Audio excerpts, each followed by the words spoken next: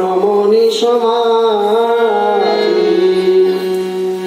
তোহে বিশ্বরী মন তাহে সমর্পিলু হব মুচু হব কোন কাজে আধ জন্ম হাম নিদে গুয়াইলু আধ জন্ম হাম নিদে গুয়াইলু জরা শিশু কত দিনে গেলা নিধু বনে রমণী রসরঙ্গে মাতনু তোহে খজব কোন বেলা কত চতুরানন মরি মরি যাও তো কত চতুরানন মরি মরি যাও তো নতুয়াদি অবসান তোহে জনমী পুনঃ তোহে সমাও সাগর লহরী সমান ঘনয়ে বিদ্যাপতি শেষ সমন ঘনয়ে বিদ্যাপতি শেষ সমন তুয়া বিনা গতি নাহিয়া আদিও না দিকো না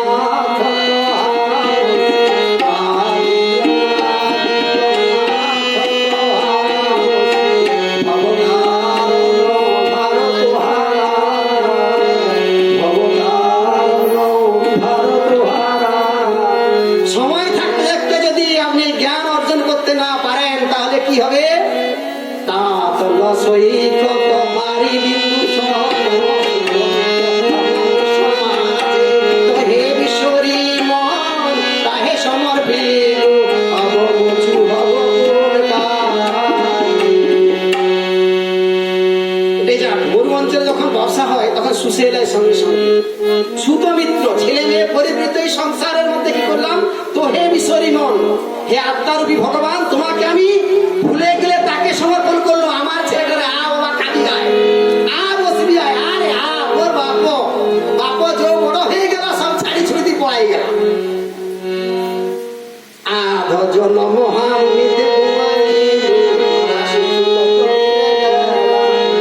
অর্ধেকটা যেমন হয়তো ভাবুন ছোট ছেলে খুব ঘুমায় যুবর বয়স যখন হলো সেখানে অর্ধেকটা জীবন দেখুন এই কাজ ভালো লাগছে না 8 ঘন্টা ঘুমানো 10 ঘন্টা ঘুমানো 60 বছর যদি বয়স হয় 30 বছর ঘুমিয়ে গেছে আধ জন্ম হাম নিতে গুয়াইলু জরা শিশু কত দিনে গেলা নিধু বনে রমণী রসরঙ্গে মাতনু তোহে ভজব কোন বেলা।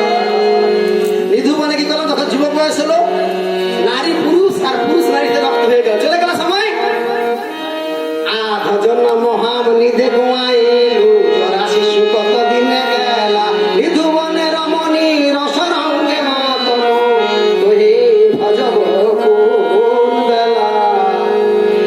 আমার যোগও নেই আমার কিছুই নেই অর্ধেকটা জীবন ঘুমে কাটালাম যুবক বয়স আসলো চলে গেলাম রঙ্গরসে ছেলে পেলে মানুষ করতে তারপর শেষে কি হলো কত চতুরানন মরি মরি যাও তো নতুয়াদি অবসানা তোহে জন্মী পুনঃ তোহে সমাও তো সাগর লহরী সমানা। সাগরের ঢেউ দেখেছেন সাগরের ঢেউ সাগর থেকে উঠে আবার সাগরে বিলীন হয়ে যায় আমরা সেই ভগবান থেকে আসি পরমাত্মা থেকে আসি আমার সেই আত্মা আবার সেই আত্মায় বিলীন হয়ে যায় তার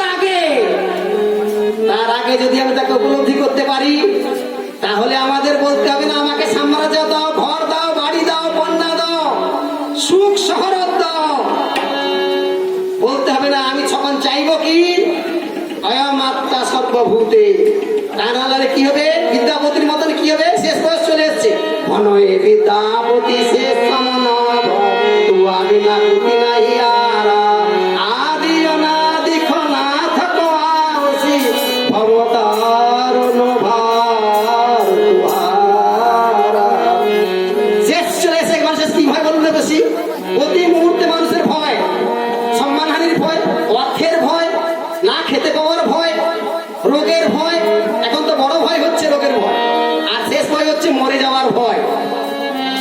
সমর ভয়টা সব থেকে বড় ভয়, পাছে মরে যাই, না মরে গেলে কি হবে, না আমার সুখ হবে না। ও ঠিক আছে বাবু, আর দুদিন যদি বাঁচিয়ে নিতে পারি না, যা না রে।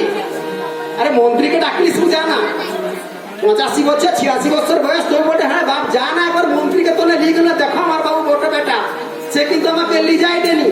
তুমি কও না গো জগন্নাথ, মুখে ঢুকে যেন মন্ত্রী বাস করে যাও, তারপরে তুই বুড়া ফুটুস, তখন পর্যন্ত আমার চোখে দেখা। শেষ সমন ভয় আছে, তাই শেষ সমন ভয়কে জয় করতে হলে আগে থেকে কিন্তু করতে হবে। আপনারা ভাগ্যবান, এই গ্রাম ভাগ্যবান, যাকে আমি আনার বলি না, আমি বলি আনন্দপুর, এখানে বহু অনুষ্ঠান হয়। এনারা ভাগ্যবান, আপনারা ভাগ্যবান যে আপনারা সঠিক জায়গায় এসছেন। নিজেকে উপলব্ধি যদি জ্ঞান না আসে, ভক্তি আসবে না। আমি কীর্তন করতে লাগলাম, আমি কাউকে দোষ দিচ্ছি না, আপনার মধ্যে একটা চলে এলো, আপনি অজ্ঞান হয়ে গেলেন, আপনি বলেন বিশাল ভক্ত, তা নয়।